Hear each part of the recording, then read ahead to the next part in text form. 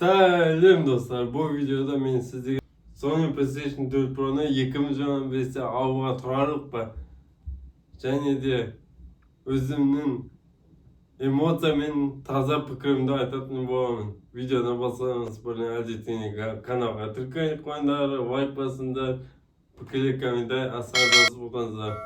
Ал біз бастаймыз.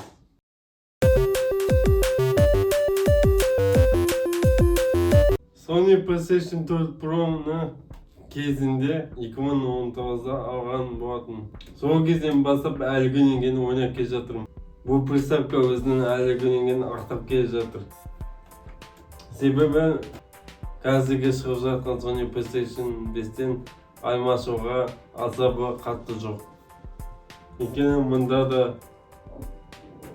видеокартасы мен және процессоры мықты болып тұр. Және де кейінгі шығатқан ойындардың бәрін шығарып тастайды. Эксклюзивті ойындар мұнда көп. Бұл Sony PlayStation 4 Pro тек қана эмоцияны берді. Жаман пікір қалдырған жоқ. Sony PlayStation мен бірге бір джойстик коробкада келеді. Ал екінші джойстикті өзім сатып алған болатын. Және оған HDMI кабель келеді коробкасында.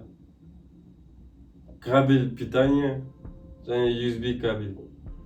Sony PlayStation порттары интернет порт, USB порт, HDMI порт және тағы да USB порт, алдында тағы да 2 USB порт, DVD привод тағатын же бар. Үстінде вентиляторлар бар.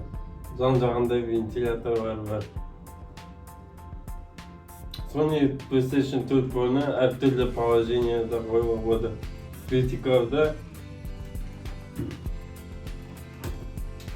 және осындай горизонтальды түрде қоюға болады.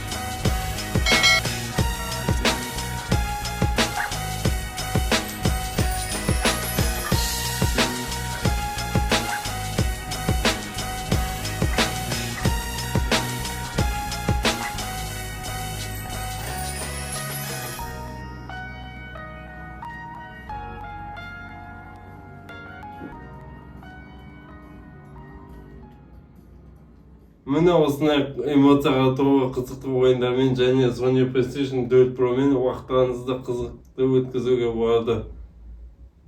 Сіздер мен бұған қас-жақын әрекет арналаса, осы менің видео аяқталды. Егер де осы видео арналаса, лайк қойып, каналға тіркеліп, достарыңызға жіберіп, каналды дамытуға атсалысыңыздар. Ал мен сіздерге қызықты видеоларды каналға түсіріп отырамын. Келесі видеода кездескенше сау сәлемет болыңдар.